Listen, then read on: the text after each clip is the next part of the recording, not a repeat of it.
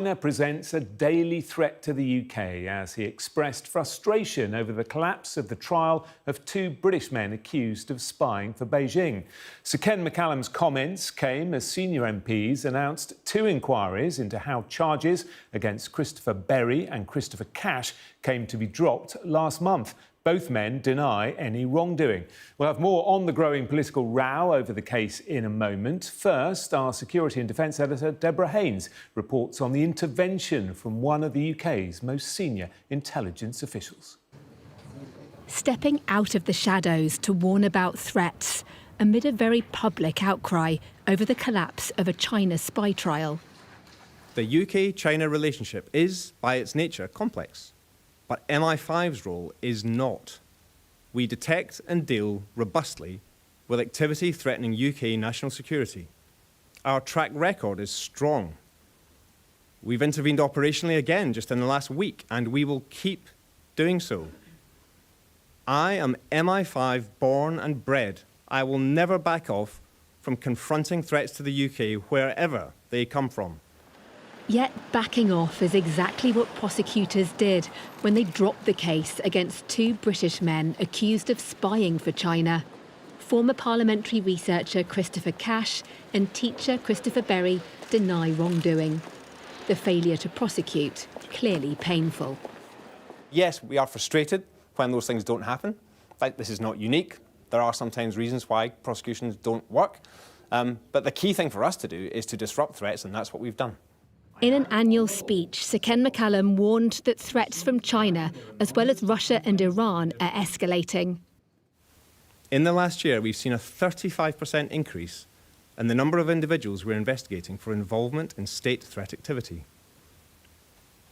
That means espionage, including against our parliament, our universities, our critical infrastructure. But now, states are also consistently descending into ugly methods MI5 is more used to seeing in our terrorism casework. It's not just hostile states trying to inflict harm.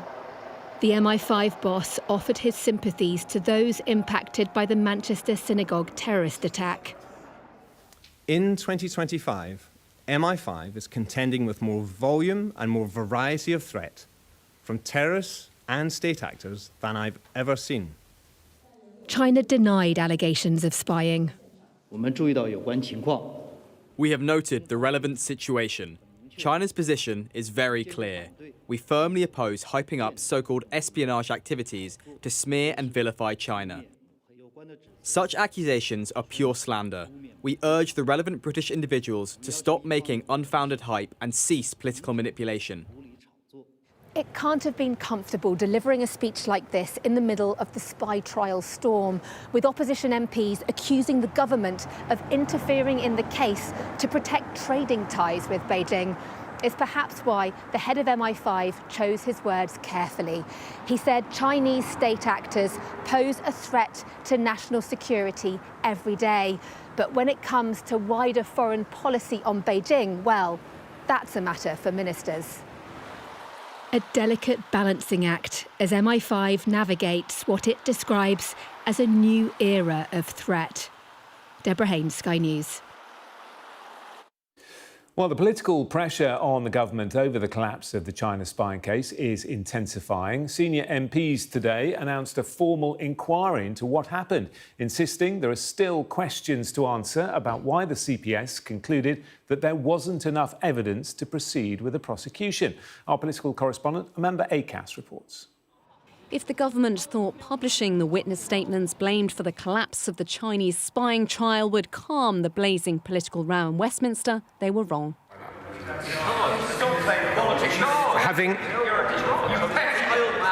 Here we have two individuals seeking to extract information from us.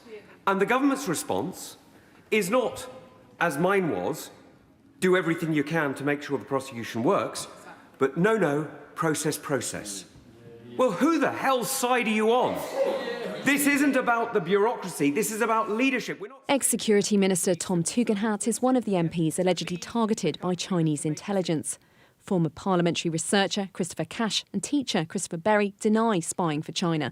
The charges against them were dropped in September, a decision the Director of Public Prosecutions, Stephen Parkinson, blamed on the government for failing to provide evidence China posed a threat to national security at the time of the alleged offences between 2021 and 23.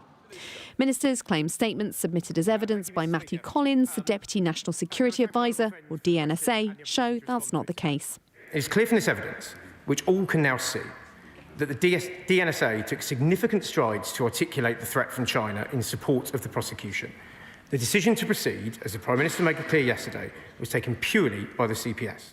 In his first statement, written in 2023, Collins wrote that the Chinese intelligence services are highly capable and conduct large-scale espionage operations against the UK to harm the interests and security of the UK.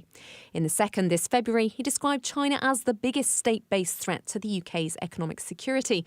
In the third statement in August, he said Chinese espionage operations threaten the UK's economic prosperity and resilience and the integrity of our democratic institutions. He also pointed out that the government is committed to pursuing a positive relationship with China. We'll cooperate where we can, compete where we need to, and challenge where we must, including on issues of national security. That line is a quote from the Labour manifesto, prompting some Tory MPs to question the Prime Minister's insistence that there's been no political interference in the case, and the argument that the only evidence which matters is the previous government's policy not to designate China an enemy at the time of the alleged offences. The PM's official spokesperson told us earlier that line was only included to provide context. Some MPs are now training their fire on the Director of Public Prosecutions, asking why he didn't want to risk a jury trial despite telling MPs that the evidence was 95% of the way there.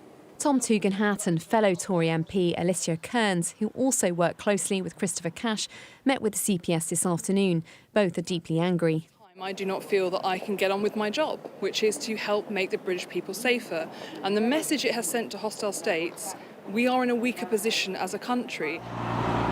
Now, two parliamentary security committees have launched their own investigations, one focused on the intelligence background, the other seeking answers from the government and the DPP. After all the political sound and fury, the prosecutors are back in the blame game. Amanda Akas, Sky News, Westminster. Let's bring in our chief political correspondent, John Craig. So, John, the boss of MI5 says he's disappointed this case collapsed. Are we any closer to knowing who's to blame? That's fiercely disputed, of course, because the opposition are saying it's the government. The government meddled in the case and called for it to be collapsed. Because, of course, that line in the most recent witness statement that talks about the government's positive attitude towards China. However, the government and indeed a lot of senior MPs are really turning up the heat on the Crown Prosecution Service. Now, that clash between Alicia Kearns and Tom Tugendhat was the second in 24 hours involving senior MPs. 24 hours earlier, there was a heated clash here in Parliament in a committee room with the chairs of the various select committees that are now going to probe what went wrong. Tonight, the leaders of the Home Affairs Committee, Justice Committee, Foreign Affairs Committee and the Joint Committee on the National Security Strategy, they have announced a full-blown inquiry into what went wrong. The second one is by Parliament's Security Committee, Intelligence and Security Committee. That's made up of peers and MPs. Now, they won't be looking at the CPS, that's not their job, but they will be probing the intelligence. And they've said that they've already had a briefing on the intelligence that was provided. So a lot of scrutiny is on the way. And the DPP, Stephen Parkinson, is coming in for a lot of criticism, but also the Tories are really going for the government. The Conservative leader, Kemi Badenoch, is claiming that the Prime Minister misled MPs in Prime Minister's questions. And so this has developed into a huge row, and one, of course, that the government probably didn't see coming. And if they didn't, perhaps they should have done, because, of course, the government's attitude towards China does seem to have changed. That's a question that Emily Thornberry, for example, has been putting both here in the House of Commons and also during that showdown meeting in the House of Commons with all the other Select Committee chairs. So, who's to blame, government or the prosecutors? That depends on whether you're a government supporter or opponent. OK, John, thank you. To the Middle East next, Hamas has told Sky News it rejects claims that it's embarked on a campaign of violence since Israel's partial withdrawal from Gaza. It comes after the leader of a prominent Gazan family told us Hamas has gone on a rampage, carrying out summary executions, shootings and gun attacks. Tonight, President Trump warned that the United States would have no choice but to kill Hamas if violence continues in Gaza. Our international affairs editor, Dominic Waghorn, has this special report on the groups battling for control of the territory and a warning it contains distressing content. Rising from the ruins of Gaza, new Palestinian militia with a message not for Israel but Hamas. This is the Al-Mansi militia springing up in the area of Gaza still controlled by Israel. Hamas, their commander says, is a terrorist movement. Its fighters will be dealt with as collaborators. A week on from the ceasefire, the Gaza skyline is haunted by the sound of Palestinians fighting Palestinians. Hamas ruthlessly reimposing its rule. Here its fighters shooting a man in the leg. And here executing a number of victims in the street. Footage too gruesome to show in its entirety. In the most intense fighting in the last few days, more than 28 have been killed as Hamas fought a powerful clan called the Dogmush family. We spoke to its leader. Hamas began a systematic destruction of properties, resources and homes in a terrifying way. I can understand when the occupation bombs houses, destroys resources and private property, it seeks displacement. But what I cannot understand is this deliberate destruction and burning of homes. Hamas says it's only reimposing law and order, denying it's settling old scores. The security forces are carrying out their lawful duty to impose order and prevent anarchy, holding offenders accountable. The occupation, for its part, has formed armed militia loyal to it. These militias are accused of high treason, the most severe charge in Palestinian revolutionary law. The people of Gaza have now been spared the horrors of war with Israel, but face the spectre of civil war instead. Under international law, Israel is responsible for all of Gaza, even the part it's withdrawn from. What isn't clear is how much it is deliberately stoking division between the rival Palestinian factions, aiming to divide and rule, as it has in the past. Either way, the spiralling violence underlines the urgent need for an international security force proposed in the Trump peace plan to be sent into Gaza. So far, there's little sign of that happening. Dominic Waghorn, Sky News, Jerusalem. Well, there's more on the power struggle in Gaza in the latest episode of the Sky News Daily podcast. Neil Patterson speaks to Dominic Waghorn and our data and forensics reporter Ben van der Merwe about their investigation. Scan the QR code on your screen to listen and follow wherever you get your podcasts. The Prime Minister says a decision to ban Israeli fans from Tel Aviv's Europa League match against Aston Villa in Birmingham is wrong. Birmingham City Council says the decision was taken by the local safety advisory group after concerns were raised by police. Earlier, Israel's foreign minister said the move was shameful. Our sports correspondent Rob Harris is here with me. Rob, just looking at some of the front pages, the Daily Express saying ban on Israeli fans is a national disgrace. What was this decision based on? Well, that headline, national disgrace, is the reaction of the Conservative Party leader, Kemi Badenoch, really showing how this has become not only a domestic political issue, but also geopolitically as well, with a diplomatic row brewing. And it was the police in the West Midlands who advised the Birmingham City Council Safety Advisory Group that there were concerns about protecting not only the match at Villa Park, but also how they would deal with potential pro-Palestinian, anti-Israeli protests in Birmingham in 3 weeks when Maccabi Tel Aviv are due to play this Europa League game against Aston Villa. Now, the police said that there was current intelligence and previous incidents that led to this decision. They're referencing what happened in Amsterdam about a year ago when Maccabi Tel Aviv fans were set on by locals in Amsterdam. There were several convictions in the end. Maccabi Tel Aviv fans were also accused of anti-Arab chants and also ripping down a Palestinian flag. But those attacks were certainly seen as anti-Semitic at that match. Now, this decision to ban Israeli fans is being seen as Britain not being able to protect Israelis, Jews in the country, 2 weeks on from the deadly terror attack at the synagogue in Manchester. The Israeli Foreign Minister Gideon Saar saying it's a shameful decision.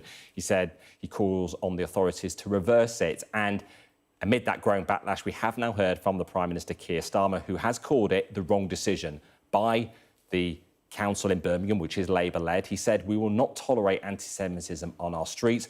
The role of the police is to ensure all football fans can enjoy the game without fear of violence or intimidation."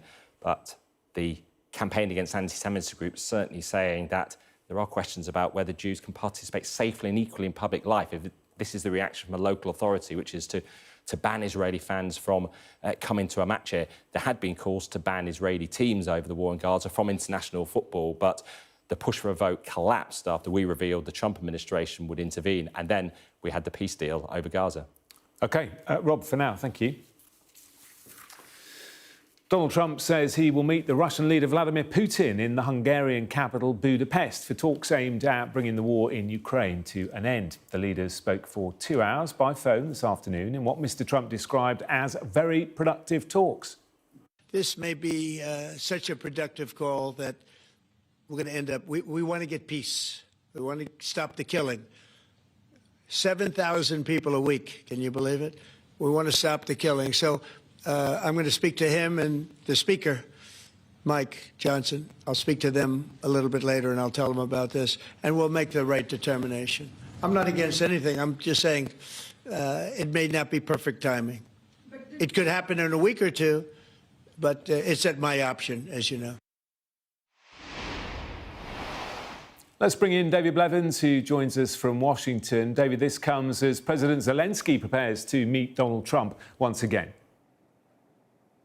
Yes, it really is remarkable. When Donald Trump met Vladimir Putin in Alaska, it was the first meeting between a US president and a Russian president in 4 years. And 2 months later, we're looking at the sequel, that call lasting 2.5 hours, resulting in them agreeing to meet again in Hungary this time. And it does indeed come at a very interesting moment as Volodymyr Zelensky, the Ukrainian leader, touches down in Washington for another meeting with Donald Trump tomorrow.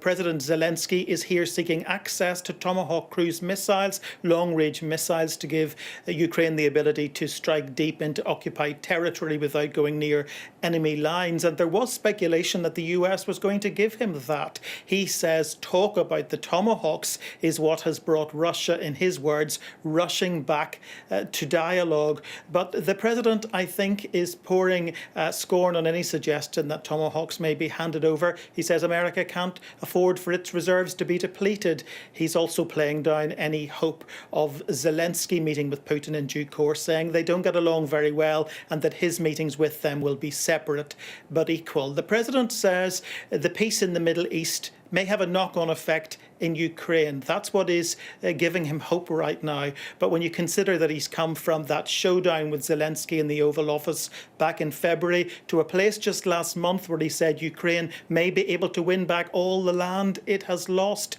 it appears he has shifted ground again, and that sets the stage for another difficult enough meeting for President Zelensky in the White House tomorrow. OK, David in Washington, thank you. The Chancellor has told Sky News that you can't win every investment after one of the world's largest companies dealing with rare earth deposits ditched plans to build a new plant in Hull. Rachel Reeves was speaking to our economics editor, Ed Conway, on a visit to Washington. Here's his report. 3 years ago, we were told this place was going to be the future. At the groundbreaking of Pensana's Hull plant, Kwasi Kwarteng, then business secretary, said the site would supercharge Britain's critical minerals sector. Now those plans have been cancelled. Pensana will build its plant, processing rare earths, in the US instead. A blow for the Chancellor, who says her guiding economic principle is what she calls securonomics, securing industries so they make stuff at home rather than abroad. Surely are you not at all disappointed? Well, there are other examples of investment coming to the UK. No, but specifically stuff that this decision. It's you can't win every investment decision. A company that wanted to make us more self-reliant for rare earths says that it's not going to be building a plant in the UK, it's going to build it in the US instead. And it's saying that's partly because there's just more incentive to do it in the US. I mean, this is totally relevant to securonomics, isn't it? But the investment is within the G7, and there are other examples. So you're relaxed about it if it's not the UK, it could be in the US instead? I want investment to come to Britain, of course I do. But in this case, they've said it's not the UK, it's the US. But there are other examples of investment coming to the UK. If you look at the Trump state visit to the UK just a few weeks ago, we announced £150 billion worth of US investment coming into the UK. But, back to Pensana, for all the talk about securonomics, Britain is simply not offering as much financial support as America. I think what's challenging is getting Treasury to allocate sufficient funds to be able to support businesses in the way the US government's doing for US projects. In Washington, critical minerals are a hot topic, and not just at the IMF. Not all that long ago, the prevailing assumption was that it didn't really matter where something came from. What mattered far more was the price. But in the past few years, things have changed, and changed quite profoundly. And now there is a genuine race underway, a race to get hold of the minerals and materials we need to make the technology and the weaponry we might need in the future. And no other country in the world is trying to win that race as hard, if necessary, shoving others out of the way, than America, particularly under Donald Trump. That also means tariffs on pretty much everyone else, though the Chancellor thinks this is one area where Britain shines. I think if you look at what Britain has done in terms of trade this last year, we are the envy of the world, and certainly here amongst other finance Even though we're paying much higher ministers. tariffs than before? If you look at what we've managed to achieve in the last year with a trade deal with the US, the first country to achieve a trade deal with the US. If you take steel, for example, tariffs on UK steel going into the US are half the tariffs But they're not anywhere zero, else in the world. which is what you said they would be. And we're still negotiating on that. Did you get to zero? Well, we're still negotiating on that. But with Britain still facing high tariffs on exports from steel plants like this, not to mention high inflation and deindustrialisation, it's not altogether clear many other people would go quite so far as calling us the envy of the world. Ed Conway, Sky News in Washington. The cause of death of the former boxing champion Ricky Hatton has been revealed at an inquest. The 46-year-old was discovered unresponsive by his manager at his home in Greater Manchester last month. It's understood he took his own life. The former US National Security Advisor John Bolton has been charged in a federal investigation into the potential mishandling of classified information. The indictment marks the third time in recent weeks that the US Justice Department has secured criminal charges against one of the president's critics. Mr. Bolton has previously denied wrongdoing. The Swiss food giant Nestlé has announced it's cutting 16,000 jobs worldwide. The company, which makes Kit Kats and Nespresso coffee, says it is automating its processes and increasing focus on operational efficiency. Currently, the firm employs more than 7,000 people in the UK. Sky News has witnessed a major rise in the use of drones to deliver drugs and other banned items to prison inmates in a new threat to our country's jails. There's been a huge jump in the number of incidents which see contraband dropped from the sky. Now there are calls for a widespread security clampdown. Our correspondent, Molly Malone, has this special investigation. It's the middle of the night and we're outside Wandsworth Prison in South London. For hours, the sky was still, almost silent. Until this. That's the sound of a drone making its descent into the prison. It's brazen, it's bold, and it's because of demand. Demand on the inside for what you're about to see. That was a drop of drugs, which were delivered directly to an inmate's window. Watch it again. The drone hovers and then suddenly drops the package. And it wouldn't be the only one of the night. You can probably still make out that sound. It's just gone 2:30 in the morning, and all we've heard for the last 20 minutes or so is drones buzzing across the skyline, heading into Wandsworth Prison.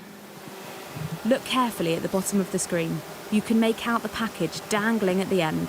For a few minutes, it hovered, taking time for precision. And then it dips down into the prison. Again, sources told me this was a delivery of drugs. What we've just seen is pretty much the biggest problem facing prisons right now. Drones that are able to freely fly over the walls of a jail that's housing serious criminals. Come daylight, we showed our pictures to the Prison Governors Association. This is big business. It's worth them doing. It's sophisticated. There is also a concern that some of the large drones that are mostly built for agriculture can actually lift payloads of sort of 80 kilos. I mean, that's a person size. In a sign of how serious the authorities are taking it, we obtained an internal email sent around the prison service saying that the National Crime Agency has tasked police forces with treating the threat of drones as a national priority. It says under powers used previously only a handful of times around child sexual exploitation and small boats crossing the English Channel. Across a weekend in August, we filmed at this Category A prison in Worcestershire. As dusk turned to dark, inmates could be heard on the inside. While from the outside comes this. Another drone. Zoom in and you'll see another package at the end. I mean, it's terrifying to see that above a high-security prison. This is a prison that has some serious terrorist offenders. It has organised crime bosses. It has people you really don't want getting their hands on illicit contraband. In May, we reported on a prison officer that was allegedly stabbed by an inmate at this jail with a knife that sources suggested had come from the outside via a drone. Residents who live nearby have noticed what they say are routine deliveries. We're not showing their faces to protect their identities. From 100 metres away, being able to sort of visually see a package being dropped into a Category A prison, it's unnerving, really. You've talked to the authorities about it. What are they saying? To be honest with you, they're frustrated, and quite frankly feel powerless because there's nothing they can do. In a statement, the government told us they inherited a prison system in crisis, with drone incidents rising by over 770% between 2019 and 2023. They said, we're taking this risk extremely seriously, which is why we're investing £40 million in new security measures, including exterior netting and reinforced windows, and working with the police to tackle the serious organised criminals behind this threat.